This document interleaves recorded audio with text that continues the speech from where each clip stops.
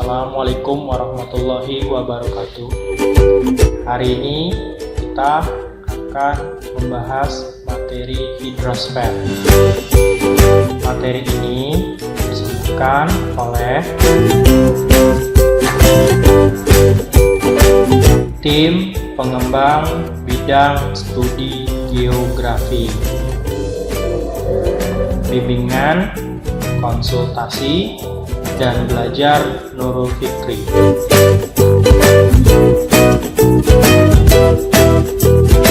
Hidrosfer secara etimologi terbagi menjadi dua: hidros yang berarti air, sfer yang berarti bulatan atau lapisan. Hidrosfer berarti seluruh lapisan air yang menyelimuti bumi, baik air permukaan, air tanah maupun air yang terdapat di atmosfer bumi. Siklus hidrologi. Siklus hidrologi yang menyebabkan air di bumi jumlahnya tetap. Siklus hidrologi terbagi menjadi tiga. Yang pertama, siklus pendek, siklus sedang, siklus panjang. Siklus pendek, penguapan dan hujannya terjadi pada samudra yang luas.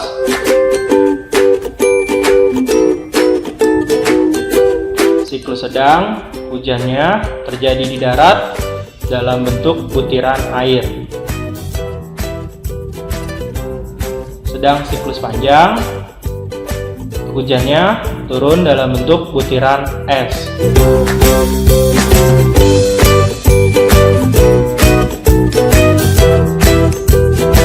Unsur siklus hidrologi.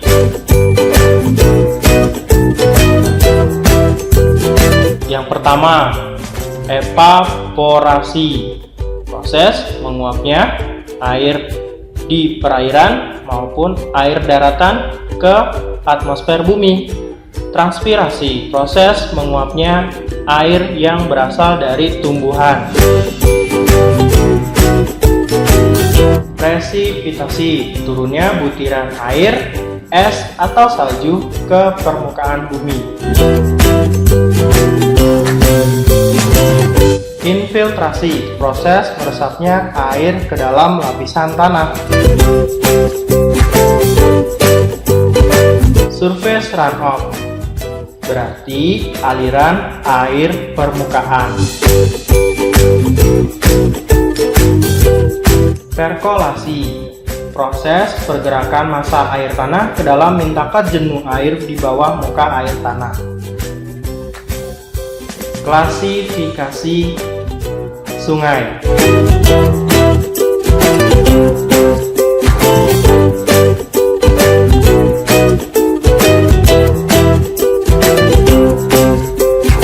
Yang pertama, menurut sumber airnya.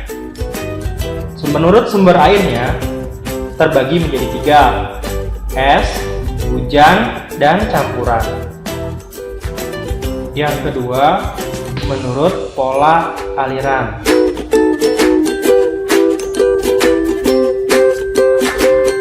Menurut pola alirannya, sungai yang pertama adalah Sungai Dendritik.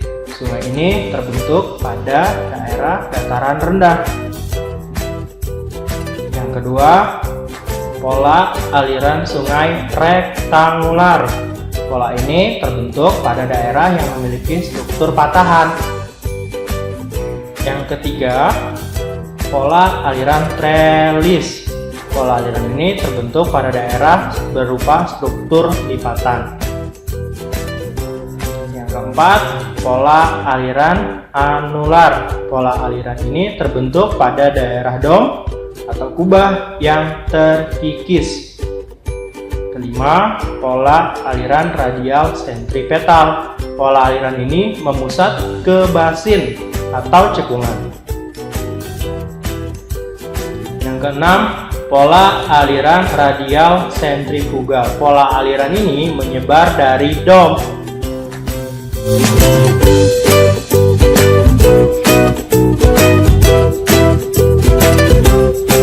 Pola aliran kinet hampir sama dengan pola aliran paralel. pola aliran pinet dan paralel terbentuk pada daerah berupa permukaan lereng batuan yang homogen dengan sudut yang curam.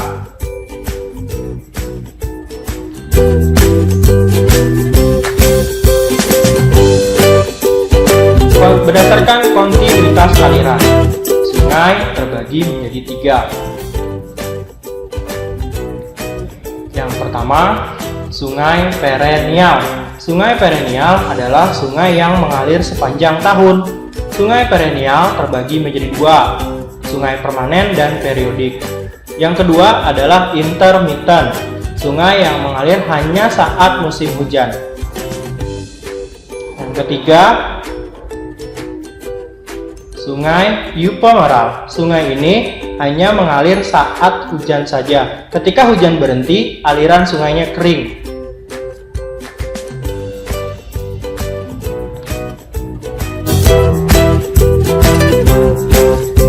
Sungai menurut arah alirannya terbagi menjadi 5. Yang pertama adalah sungai konsekuen. Sungai konsekuen adalah sungai yang arah alirannya searah dengan kemiringan lereng utama. Yang kedua adalah sungai subsekuen, sungai yang tegak lurus dengan kemiringan lereng utama. Yang ketiga adalah sungai obsekuen, sungai yang berlawanan dengan kemiringan lereng utama. Yang keempat, sungai resekuen, sungai yang arah alirannya searah dengan kemiringan lereng utama dan menuju subsekuen. Yang kelima, insekuen, sungai yang tidak memiliki pola aliran yang jelas.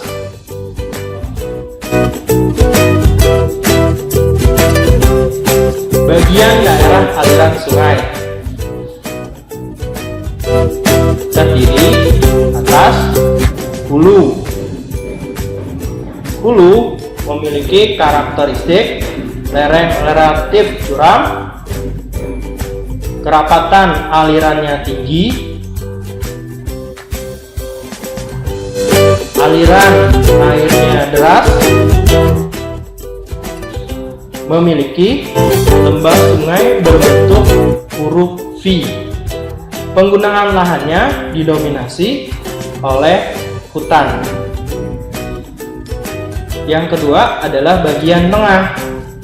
Bagian tengah ini memiliki karakteristik lereng relatif agak landai, kerapatan aliran sedang, aliran air kurang deras. Sungainya mulai melebar dengan lembah sungai berbentuk U. Penggunaan lahannya didominasi oleh pertanian dan permukiman. Yang ketiga adalah hilir.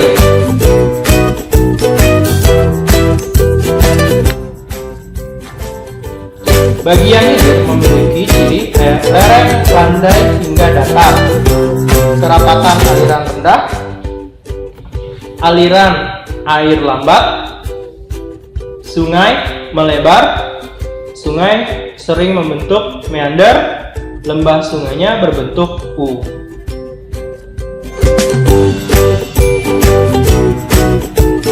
Dan penggunaan lahannya berupa pertanian, perikanan, pemukiman, dan industri.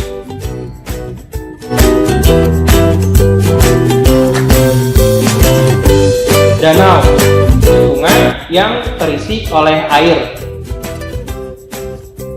Danau tektonik, danau yang terbentuk akibat pergerakan lempeng. Yang kedua adalah danau vulkanik. Danau ini terbentuk karena aktivitas vulkanisme.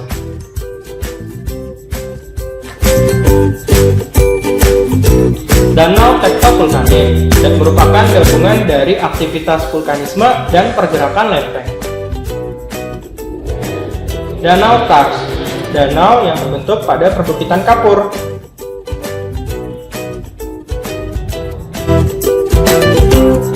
Danau glasial adalah danau yang terbentuk pada daerah.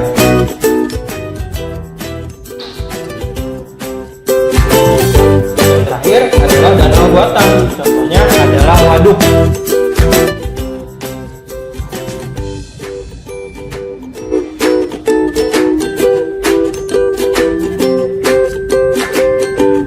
Rawa. Rawa adalah daratan yang tergenang oleh air. Rawa terbagi menjadi dua. Yang pertama adalah pasang surut. Pasang surut memiliki karakteristik tidak selalu tergenang air, menampung air tawar, tanahnya tidak terlalu asam, area lahan pertanian lahan pasang surut. Yang kedua adalah rawa tergenang. Memiliki karakteristik sangat sulit terdapat kehidupan, terutama binatang. Airnya sangat asam, pH-nya bisa kurang dari 4,5. Warna airnya kemerah-merahan. Lahannya tertutup tanah gambut yang tebal.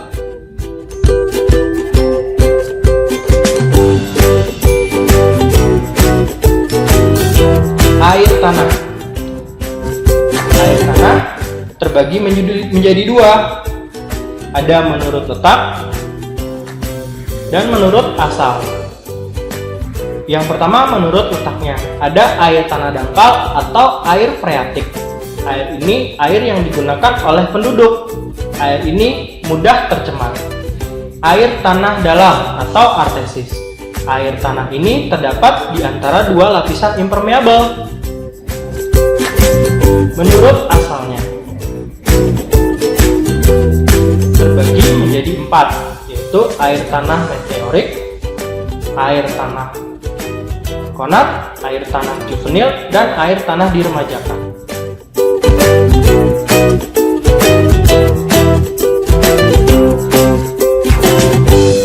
Jenis lapisan tanah berdasarkan sifat ditembus atau tidaknya oleh air. Yang pertama adalah aquifer, lapisan yang dapat menyimpan dan mengalirkan air dalam jumlah besar. Yang kedua adalah aquiclut, lapisan yang dapat menyimpan tetapi tidak dapat mengalirkan air. Yang ketiga adalah aquifug, lapisan yang tidak dapat menyimpan dan mengalirkan air. Yang keempat adalah aquitard, lapisan yang dapat menyimpan air tetapi hanya dapat meloloskan air dalam jumlah terbatas.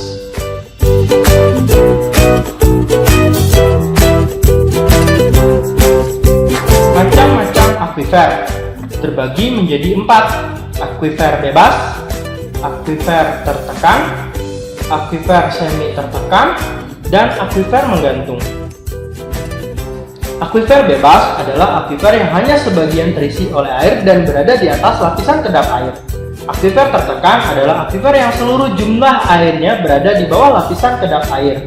Aquifer semi tertekan adalah aquifer yang bagian bawahnya merupakan lapisan kedap air, sedangkan bagian atasnya merupakan material berbutir halus. Aquifer menggantung adalah aquifer yang menggantung pada aquifer bebas. Terima kasih sudah menyimak dengan baik. Assalamualaikum warahmatullahi wabarakatuh.